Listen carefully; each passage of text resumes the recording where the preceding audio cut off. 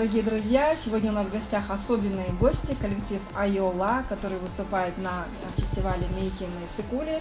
И сегодня мы поговорим о том, какие истории стоят за их песнями, что вдохновляет их на творчество и что они готовят еще для своих слушателей. Приветствую вас на нашей кыргызской земле. Салям. Салям, здравствуйте. Поскольку мы на Иссык-Куле, давайте, наверное, начнем как раз-таки с вопросов об Иссык-Куле. Расскажите, пожалуйста, о своих первых впечатлениях, что вы здесь почувствовали, узнали ли что-то свое, родное, может быть, почувствовали? Мы с дочкой впервые. Иссык-Куль я пока видел глубокой ночью, то есть это вот черное-черное небо, черная вода и босые мои ноги, которые зашли там, на полметра в воду. Пока у нас вот такое знакомство, я со школы просто знаю, что это одно из самых глубоких озер, я знаю, что мы высоко находимся над уровнем моря, это где-то порядка 1300 метров. Это я все знаю со школы. Вот сразу после интервью я пойду знакомиться лично, обещаю. Я еще не успела сходить. Вы видите, она сидит в очках, потому что после всех перелетов, да, у нас были... Просто поспать пыталась, но мы с ним поздоровались из окна моего номера, из балкона. Вы, Ренат, я так понимаю, вы не впервые в Кыргызстане? Да, в Кыргызстане, да, мы бывали с моим предыдущим коллективом «Аргамак». У нас здесь проходили Дни Башкортостана в Кыргызстане, большое мероприятие государственного масштаба. У нас там был Айтыс с вашим исполнителем, вот, башкирский-казахский такой дружественный. Вот. Потом мы приезжали сюда, на Иссык-Куль тоже, на играх кочевников участвовали у нас в 2018 году. Здесь я уже... Как дома. На самом деле, вот, когда едешь в Кыргызстан, Казахстан, Узбекистан, в Турцию, все настолько родное, похожее, там, беспармак, кумыс, лошади, да, юрты, барашки, все это, все вот прям этот туки-туки сердце. А успели что-то уже здесь попробовать, может быть, или нет? Пока нет, мы совсем мало прибываем. Я надеюсь, что вот совсем скоро как раз нас ждет ужин, мы попробуем что-то из национальной кухни. Но, как Ренат сказал, на самом деле вот все вот страны, в которых мы бываем, да, где нам тепло, хорошо, как дома, и кухня похожа, и люди похожи, менталитет очень схож, да, то есть уважение к старшим как-то, да, то есть там молодежь говорит на «вы», не на «ты» подходит, когда видит, что человек старше, обращаются на «вы». Это приятно, все, оно как-то резонирует на самом деле, и вот то время, которое мы здесь находимся, в такой активной фазе, вне сна мы находимся достаточно мало, все очень привычно, как бы по-домашнему. Вот если бы у вас было вот достаточно больше времени, поскольку я знаю, что вы завтра уже улетаете, к сожалению, да, но у нас в 26-м году будет и еще раз Игорь Кочевников, я очень надеюсь, что вы прилетите на это мероприятие, и мы вас и увидим еще раз здесь. Вот если бы у вас было больше времени, что бы особенное вы хотели бы попробовать или увидеть в Кыргызстане? Так, ну давайте, наверное, как пойдем, по часовой стрелке или против часовой? Кто готов из вас ответить? Ну давайте, я дам ребятам время подумать, я сразу скажу. Конечно же, я хотел бы увидеть два самых высоких пика. Это пик Ленина и пик Победы своими глазами.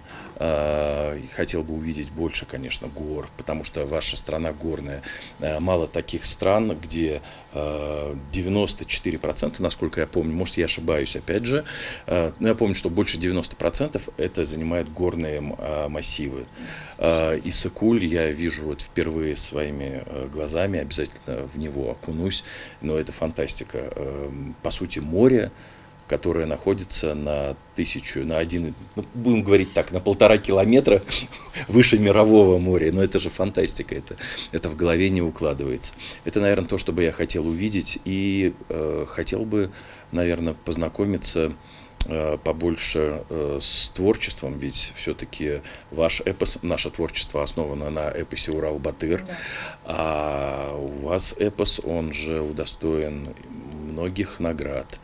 Он просто огромен, насколько я знаю. Он включает и отголоски и сына, и внука, и, может быть, я ошибаюсь, но я помню, что он удостоен, кажется, как один из самых больших эпосов в мире. Да, совершенно верно. Он занесен в книгу рекордов Гиннесса. Вот, я хотел бы ознакомиться с этим эпосом, но, наверное, сначала в кратком содержании, а потом уже изучить его полностью. Вот это вот мои пожелания такие, которые реально есть в душе. То есть вы входите в горы? Я занимался горнолыжным спортом. Вот, я люблю горные лыжи, и, конечно же, горы, они, сами понимаете, отзываются в моей душе. Ну вот, судя по тому, что вы хотите посмотреть горы, это как раз о людях, те, которые ходят в горы, или, по крайней мере, часто бывает там. Вы, Адель, Ренат, что-то, может быть? Я бы тоже хотела в горы. Дом в горах, тишина и спокойствие. Очень красивые горы у вас. Мы вот сегодня ехали. На одной из гор выпал снежок. Очень красиво выглядит, как будто вы сахарной пудрой посыпали. Да. Очень классно. Хочется одного вот этой Тишины, спокойствия и И умиротворения. умиротворение. Я все уже понял и познал в этом мире. Да, совершенно верно. Вот под вашими постами очень многие писали о том, что вот практически все тюркские нации, которые вот вас поддержали, писали о том, что они вот что-то свое родное почувствовали, да, при том, что мы все живем в разных условиях, да, кто-то вот в степных, кто-то в долинах, кто-то вот мы в горных, да, но тем не менее для всех нас эта песня вот первая, она оказалась такой вот объединяющей. Вот почему, как вы думаете, почему мы почувствовали все такое родство? Потому что в самой песне поется «Тамардар, Милин Харай, Янимда, Панамда Харай, Баранбы Хатар Харай». То есть корни мои спрашивают, душа и кровь моя спрашивает, древняя историческая память спрашивает. Это то, что заставило у всех бурлить кровь, обновлять свои воспоминания, кто же они. И вот в этом таком быстро, динамично меняющемся мире, когда люди оставляют это на второй план, свою родословную, шажерей, кто же были твои бабушки, дедушки и откуда же ты родом, это все как глоток свежего воздуха. Поэтому не только у тюркских народов это отразилось в сердце, но и далеко за пределы тюркского мира. И Америка, Европа пишут, там, и Корея, и Китай пишет, и Саудовская Аравия, там, и Мексика, и по всему миру, в принципе, мы получаем очень много разных отзывов. Поэтому, наверное, это вот то, что у каждого человека, его идентичность, она проснулась и дала о себе знать. Великобритания. Мы добрались в топе до 30-го места. То есть, вы сами понимаете, очень сложно представить ирландца или англичанина в юрте на коне, да? Однако это как бы вот срезонировало у людей по всему миру.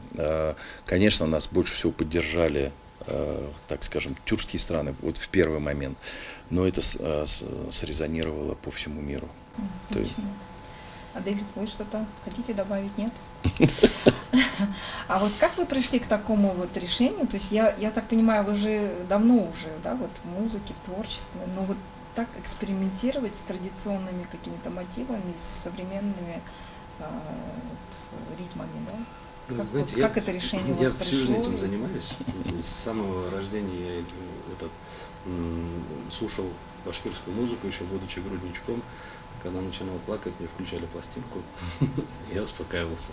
Потом уже в 3, в 4, там, в 5 лет смотрел телевизор с нашими исполнителями, которые как раз вот гремели тогда «Караван-сарай», вот, группа «Ялла» узбекская, вот как раз это вот они, ровесники примерно. То есть, и уже будучи студентом, я поступил учиться по музыке, там уже начал собирать коллектив, который вот назывался «Аргамак». Сейчас он пока на паузе. И, собственно, мы как раз и занимались тем, что экспериментировали с разными жанрами, но на основе башкирского народного творчества. И вот когда пришла пандемия, вот эти все события в мире, пока все это было на паузе, вот мы познакомились с Русланом, а он всю жизнь занимается электронной музыкой и делает это очень круто. Он в этом преуспел, как никто другой у нас в республике. И, наверное, я даже сказал бы в стране, вот, благодаря тому, что каждый из нас занимался профессионально своей деятельностью.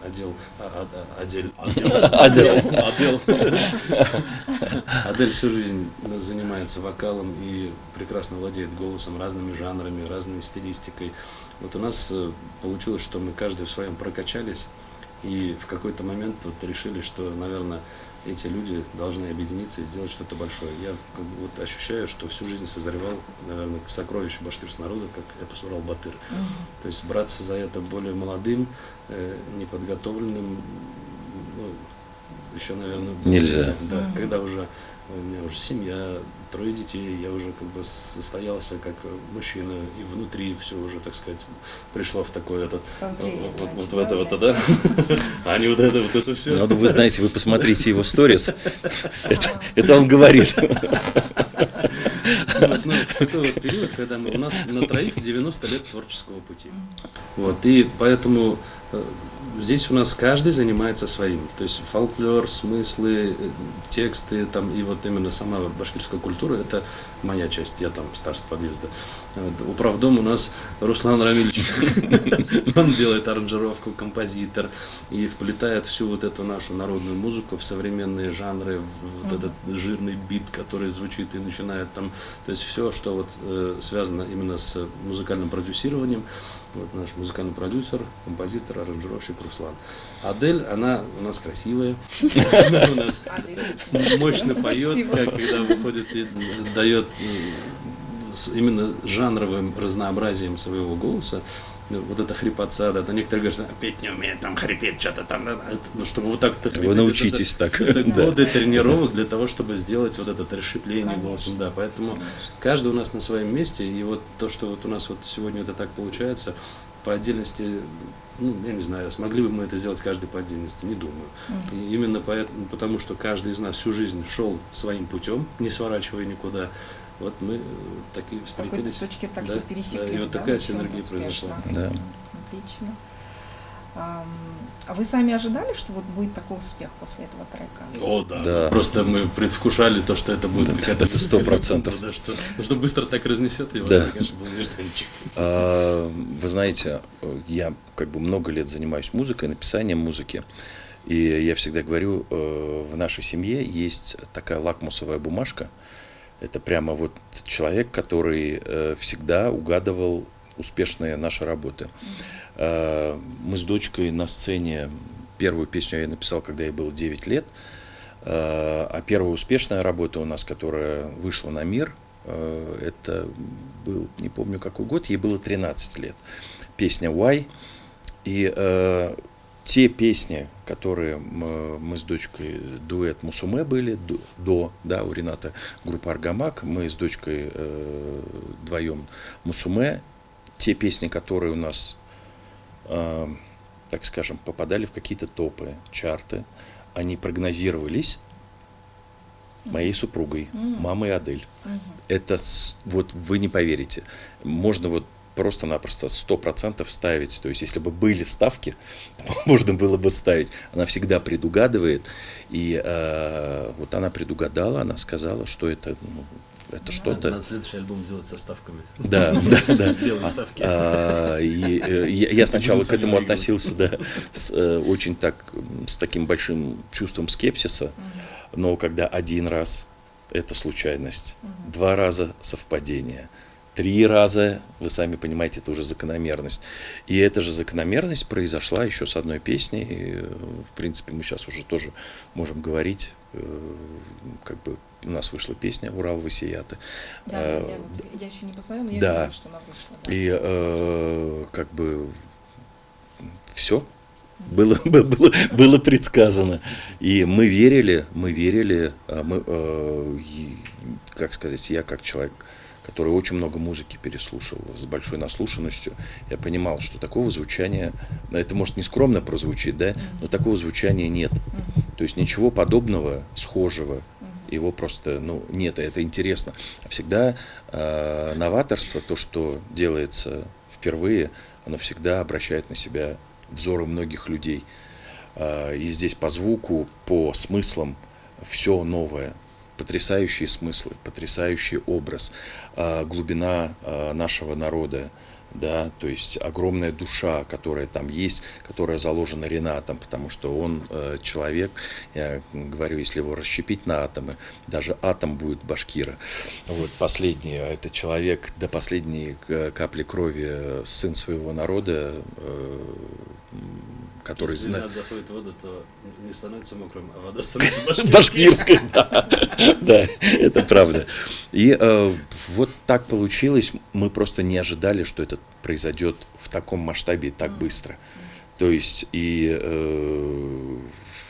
сейчас время интернета, когда волны расходятся, да, большими кругами в разные стороны, то есть люди несут.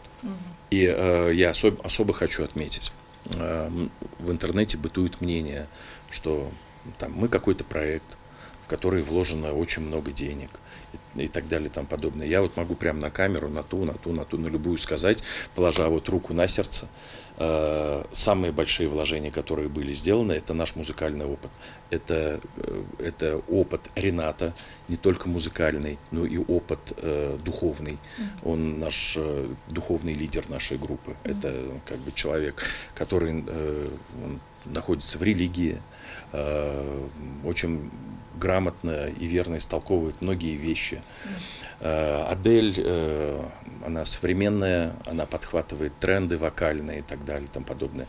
Я музыкальная составляющая, да, и вот этот весь коктейль, да, весь вот этот наш коктейль, да, все, люди просто-напросто сами, своими руками нам помогли и разнесли по свету. Поэтому каждому, кто сделал репост, каждому, кто написал доброе слово, каждому, кто не стал нас, вот знаете, там есть люди, которые там, вот не, это не то, это не так, вот кто не стал так делать, а просто поддержал нас, вот просто низкий поклон до земли.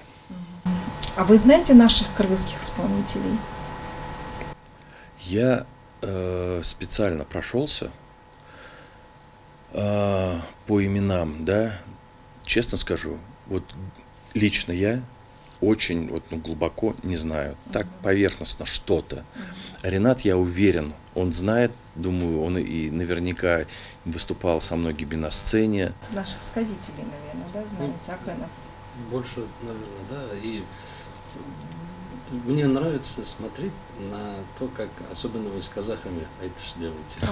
Там начинается такое, что там шум стоит вообще. Вы понимаете между собой, о чем я они поют? понимаю, и язык тоже понятный же. И там они так выкручивают, что там вот так. Да, между прочим, таких айтышей я больше нигде не видела. Я думаю, наверное, вот когда вопрос был, что бы вы хотели посмотреть, если бы было больше времени, я бы, наверное, посмотрел айтыш. И Кукбару еще там тоже посмотрел бы. Такое зрелище захватывающее. Когда киргизская команда очень сильная, на самом деле. Они там выделывают вообще прям стоит. А выступить с кем-то из наших исполнителей? Может быть, с Акыновым? Вы знаете, надо получать предложения. Вот честно, мы открыты для сотрудничества. Вот кто увидит это интервью, у нас все соцсети открыты, приходит куча всяких предложений. У нас сейчас есть предложение из Болгарии. Допустим, одного этноколлектива очень интересную делают, современную, причем современно звучащую музыку, как бы, да, мы рассматриваем это предложение, поэтому мы открыты для сотрудничества здесь, тем более, что у вашего народа, что у нашего народа есть два таких могучих эпоса, поэтому с радостью. Вот, кстати, к вопросу об эпосе. А почему вы для себя выбрали за основу для вот этого вот трека вот именно Батыр, Хумай? Как я ранее сказал, это Ринат, он много лет изучает это. Поэтесса Диана Кильдина, он хорошо знаком много лет. И я думаю, он просто сейчас расскажет вообще, когда эти слова были написаны, потому что он стоял у истоков у этих. Он знает, я просто передаю ему слово, и он вам все расскажет. Вообще, вот сам эпос Урал-Батыр, он повествует о том, что уважайте старших, почитайте младших, берите советы у старших. То есть жить именно по заветам Урал-Батыра – это следовать, наверное, тому, что говорят аксакалы, святые авлия. И вот мы тех же традиций придерживаемся. И вот мой духовный наставник и учитель Слава Тагай, с 2012 года я с ним знаком, и вот под чутким воспитанием у меня открылись глаза на эпос по-другому. То есть если раньше это воспринималось больше как какой-то такой сказочный персонаж, то здесь это переросло в гораздо более глубокую историю, в то, что это посланник, пророк, отправленный башкирскому народу, и до ислама народ как бы жил, следуя этим традициям, поэтому ислам тоже добровольно принял, когда пришло время, сахабы пришли, и вот его супруга Диана Байкильдина, она тоже всю жизнь изучает эпос, и с каждым прочтением она находит все новые и новые смыслы, самые глубокие смыслы. И вот как некое такое краткое содержание, выжимку всех смыслов эпоса, она излагает в своем творчестве вот в виде стихотворений, которые являются словами, текстами к нашим песням. 9 лет еще назад она показала вот Урал Васвета, как раз который недавно вышел. 9 лет назад, представляете? И говорит, может быть, вы что-то напишете. И вот на тот момент я не понимал, наверное, еще не созрел сам, как это должно быть, потому что это настолько очень по острию лезвия, это очень тонко, нельзя здесь оплошать, и очень ответственно нужно подходить. И вот когда первый бит Руслан написал, и вот, знаете, прям красный такой, там лампочкой загорелся в голове вот этот текст, я говорю, вот же.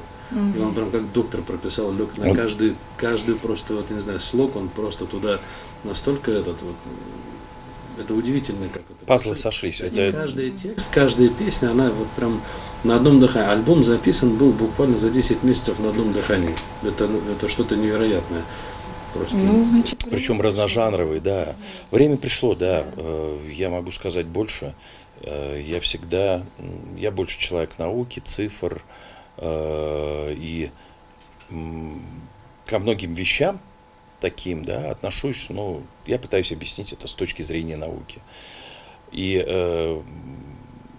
за время работы над этим альбомом я очень сильно изменил свои взгляды, потому что, случайности, как говорится, не случайны. Когда у нас получается на одной песне тайминг 3 минуты 33 секунды. На следующей песне это повторяется. Музыка – это математика. Это очень точная наука. И я понимаю, что я пишу в разных жанрах, но одна композиция по времени совпадает, вторая композиция по времени совпадает. У нас открываются двери перед нами туда, куда мы стучались много лет. Мы просто к ним подходим, они открываются перед нами. И то, что мы делаем, я могу точно сказать, несмотря на то, что я учился там в математическом классе, да, я очень хорошо знал физику, там, поступал на инженерный факультет. Мои вот эти мозги, математическо-физические, они иногда не могут дать многому объяснения. И точно говорю, за 10 месяцев написать альбом такого объема с такими смыслами, это физически невозможно. Это писалось легко, это давалось, это точно шло просто свыше. Свыше, да.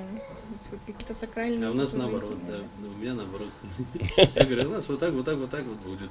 Потому что у нас есть фатиха. Иногда бывает там даже во время съемок, там же погода, там дождь, там не надо туда ехать. Я говорю, мы приедем, там все будет хорошо, там солнце. Удивительно, да.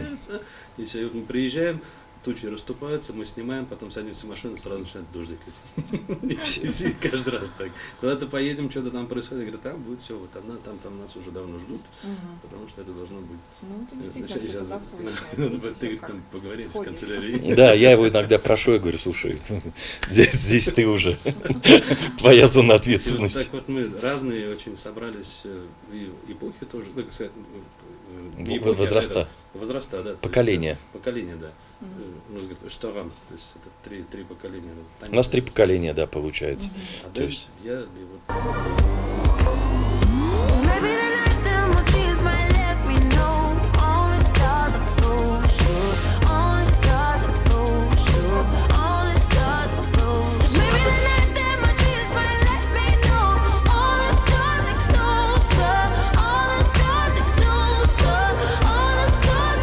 Tell me what you gonna do to me.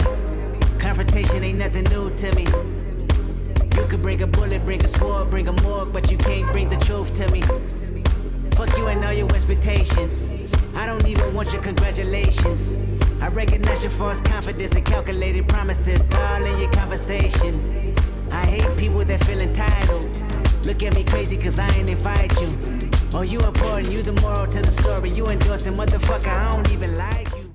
Адель, вы когда вот исполняли, сами что-то прочувствовали, нет?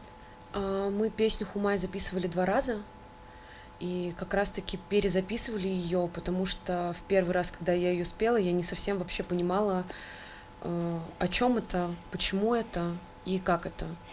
А потом Ренат мне торжественно вручил в руки эпос, сказал: учись, читай и возвращайся. Прочитали?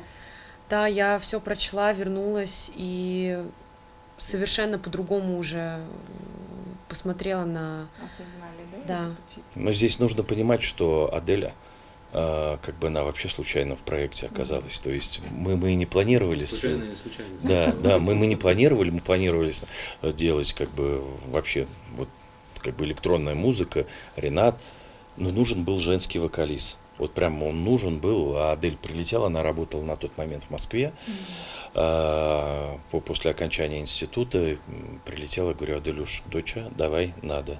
Она спела, послушала, смотрю, ходит такая: пап классный проект, пап классный. Вот. Ну ладно, вы сами меня уговорили. И мы написали куплет, Адель спела, и все, вот вся картина, она сложилась. Вы знаете, это удивительно, но когда ты вот ищешь, это вот я всегда сравниваю с пазлами. Вот они лежат у вас на столе, да, этот не подходит, берешь, в какой-то момент тынк, и картинка полностью складывается, да, и сошлась.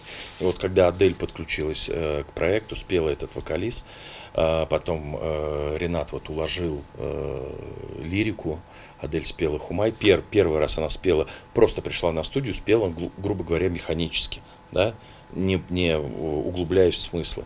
После того, как она поняла вообще, о чем это, что это, по сути, Святое Писание, которое предшествовало тем святым писаниям, которые мы принимаем в современном мире в виде Библии, Корана там, и так далее, там подобное, да, она, вот знаете, поставить 2 записи, с музыкальной точки зрения все идеально и там, и там.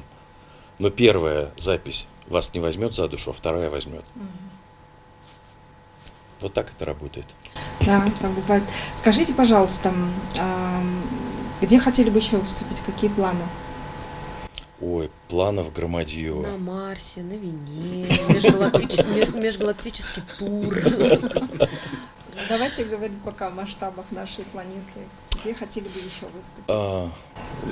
Куда Что нас еще запросят, готовите для наших где мы будем Интересно, уместно. да, где у людей откликается, мы открыты везде. То есть, и, конечно же, хочется проехаться по всему миру, чтобы наконец-то в мире, да, чтобы наконец люди очнулись и вспомнили, кто они, и для чего вот это все, что сейчас происходит, чтобы они все вернулись к тому, что они не являются там каплей в море, они сами море. То есть, когда мы все единый организм, одна большая энергия, здесь от каждого зависит, от каждого решения каждого человека зависит то, что будет происходить вообще в мире. Чтобы каждый мог через вот послание Урал-Батыра, заветы Урал-Батыра, ощутить вот этот внутренний свет и свою внутреннюю тьму, привести ее в баланс. Урал-Батыр — это образное писание, это не буквально его надо читать, это как раз про ту гармонию внутреннюю своего Урал-Батыра и Шульгена, то есть это его брат, который перешел на темную сторону. В каждом из нас есть вот это светлое и темное.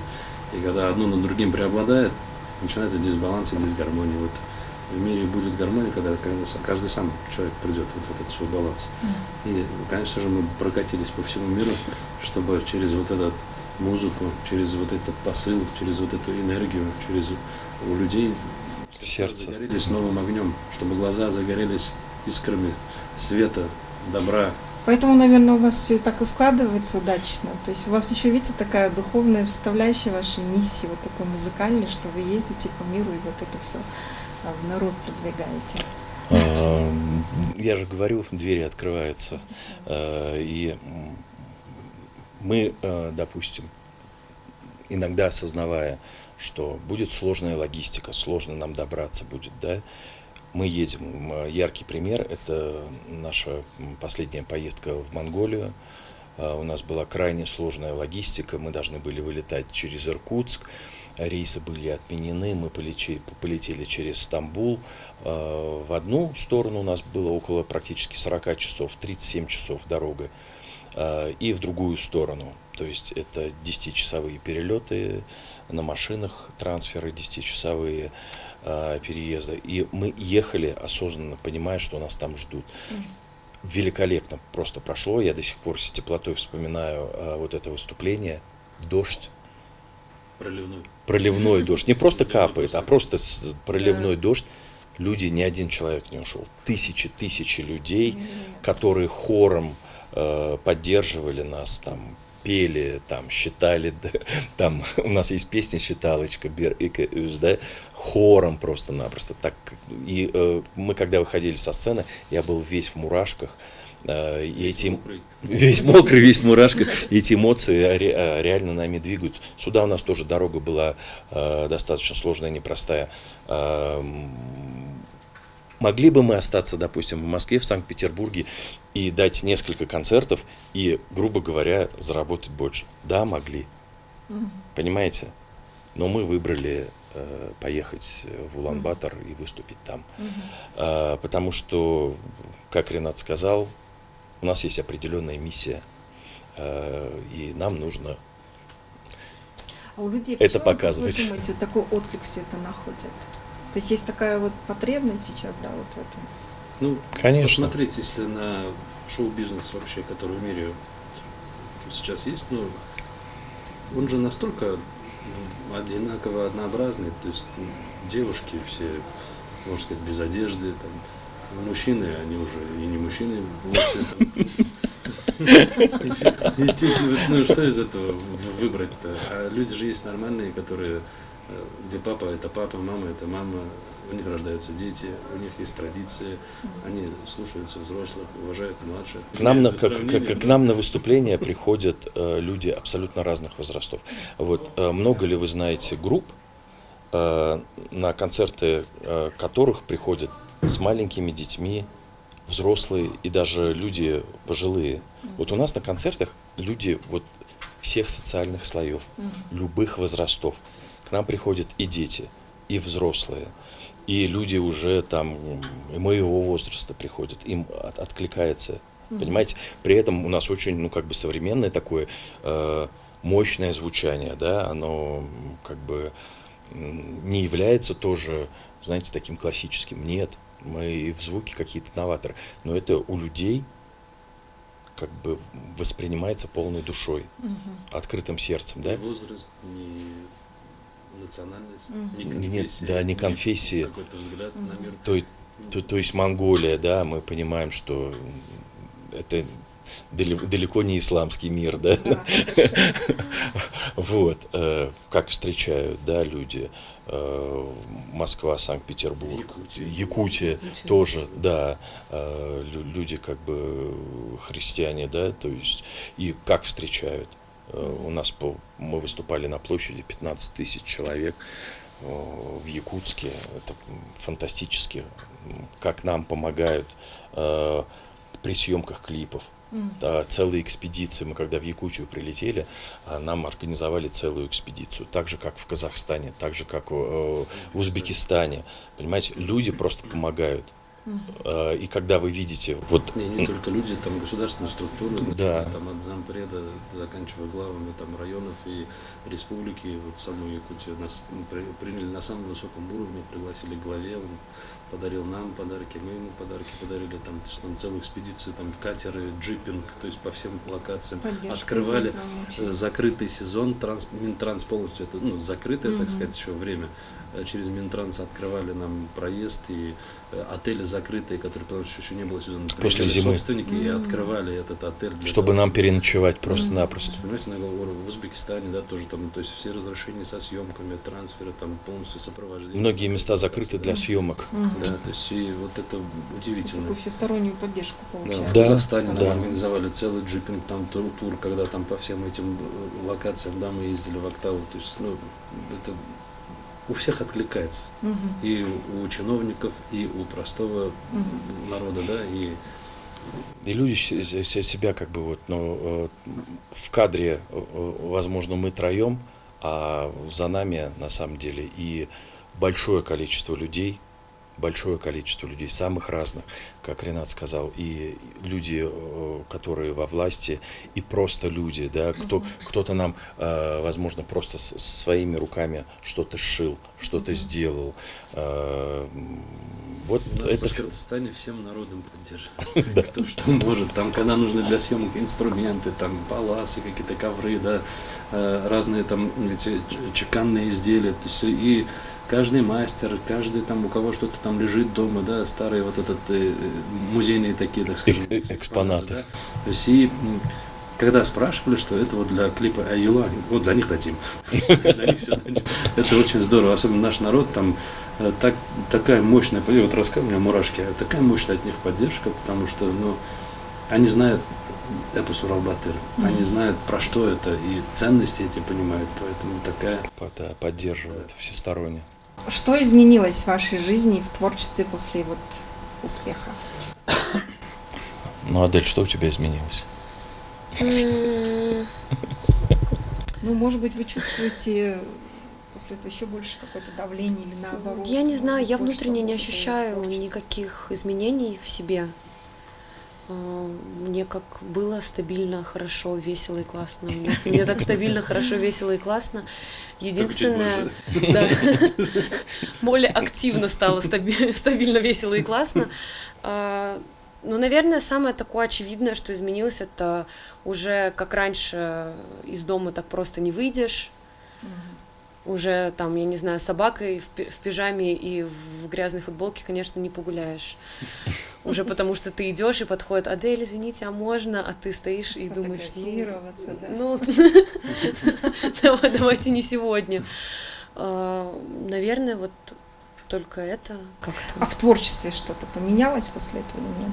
Или вы будете продолжать такую же вот... Творчество, на самом деле, у нас оно как шло, так и идет. Альбом-то у нас уже записан. То есть мы по эпосу Урал-Батыр 12 песен. Как мы планировали в месяц по песне выкладывать. В течение года потихонечку думаю, это и придем к тому, что там наметили. В итоге со второй песни у нас... Изменилось несколько, график изменился. Да, и альбом записан, поэтому в творчестве мы, наверное, уже будем дальше раскрывать уже во втором альбоме. И есть наработки, есть идеи, в каком направлении продолжить творчество. Вот, и сейчас уже очень много предложений, совместных каких-то коллабораций, поэтому мы открыты. Я думаю, дальше как раз вот творчество будет раскрываться.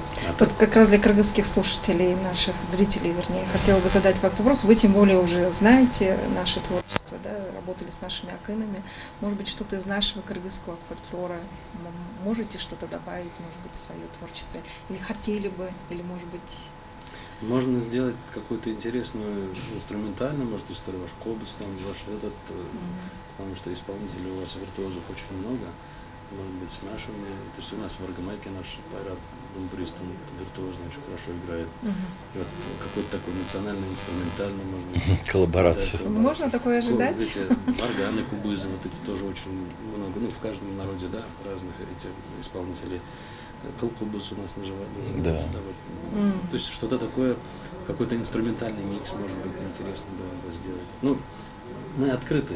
Будем ожидать тогда. Да, то есть, поэтому сами исполнители, они некоторые выходят на нас, пишут, мы это все у себя отмечаем. И вот когда мы дорасскажем историю Урал-Батыра, уже, я думаю,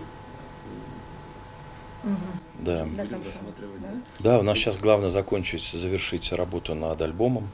Мы обещали выпустить его в июле, но мы понимаем, что события, они разворачиваются очень стремительно. У нас получилась потрясающая новая работа с Бояром, с нашим режиссером Бородиевым на Урал-Васияты.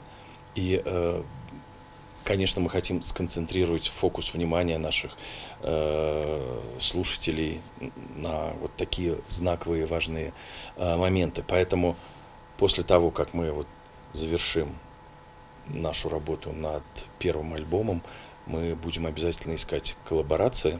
Я хотел немножко бы открутить на один вопрос назад по поводу, что изменилось в вашей жизни. Да?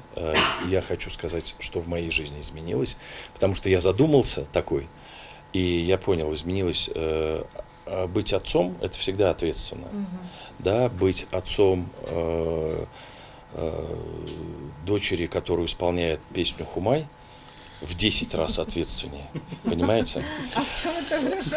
Это выражается, да это во всем выражается, понимаете? Это же большие смыслы, это большая ответственность, это даже от каких-то вопросов. Это единственная моя дочь, да, у нас с супругой единственный ребенок, единственная дочь. Вопросы безопасности даже, да, там мы выступаем на разных площадках, бывают разные люди, и, как говорится, здесь тоже надо думать об этом. Поэтому, конечно, в моей жизни, лично в моей жизни очень многое изменилось. Это и ответственность, градус здорово повысился, и здорово, конечно, изменилось мое внутреннее мироощущение. Несмотря на то, что я на 6-м десятке, мне 51 год исполнился не так давно, я поражаюсь тому, что вот век живи, век учись. Дураком помрешь, Господи, прости. Но приходится учиться дальше, менять себя, работать с собой, работать как со своим эго, так со своим характером, своими какими-то привычками, понимаете. Для меня, допустим, вот это очень большое испытание. Вы такой вопрос задали, я просто я задумался, и мне захотелось все-таки на него ответить. Спасибо, что высказались. Ну, может быть, теперь перед тем, как мы прощаемся, вы что-то пожелаете нашим зрителям, кыргызстанцам? Ну, конечно, я думаю, каждый по слову скажет. Давай, Ренат, начинай. Ну, куда смотреть? Я желаю также следовать традициям, зная, что кыргызский народ это делает испокон веков, и сегодня мы это прекрасно видим в виде разных мероприятий, тех же игр кочевников, как мощные на весь мир они проходят. Мы были на играх кочевников в Саудовской Аравии, когда также основной, так сказать, состав и руководство этого фестиваля, они после 2018 года, как раз в 2019 было там, мы там, кстати, гран-при взяли на вот именно в этнохит номинации, когда по музыке. Это очень круто, когда сама республика, само руководство и сам народ умеет хранить свою идентичность, родной язык, культуру, традиции, обычаи, веру. Вот, чтобы все продолжалось в том же ключе, и сам народ всегда в сердце хранил те заветы Манас Батыра, как мы Урал Батыра заветы храним. Да, чтобы... Спасибо. Адель? Мира, гармонии и умиротворения. Я шучу. На самом деле, хотелось бы пожелать, буду, наверное, коротко скажу, чтобы просто все, что в сердце есть, и душа, все, что хочет, оно сбывалось. Чтобы... Да. Хумай, птица Хумай, это птица счастья. Существует поверье, что если тень крыла Хумай коснется вас, да, когда она пролетает над вами, вы будете счастливым человеком. Вот. Я желаю, чтобы над каждым из вас пролетела птица Хумай, коснулась вас своим крылом, чтобы все были счастливы, чтобы все невзгоды проходили мимо, чтобы в душе была гармония, счастье, добро, потому что это каждому человеку надо. Вот. Пускай будет с вами Хумай, пускай с вами будут самые теплые, добрые, светлые мысли, пускай ваши сердца будут открыты, делайте добро, живите по совести. Прекрасное пожелание. Спасибо вам большое за ваши теплые пожелания народу Кыргызстана. Спасибо, что вы нашли время для нас в вашем плотном графике выступления. Очень приятно, что вы пришли сегодня и для всех кыргызстанцев выступили со своим интервью. Спасибо большое. Я вам тоже желаю больших успехов. И будем следить за вашим творчеством. Я очень надеюсь, что кыргызские мотивы когда-нибудь появятся и в вашем творчестве, и будем за вами наблюдать. Вам больших успехов. Будем надеяться, что вы поспособствуете этому. Да, спасибо большое. Спасибо.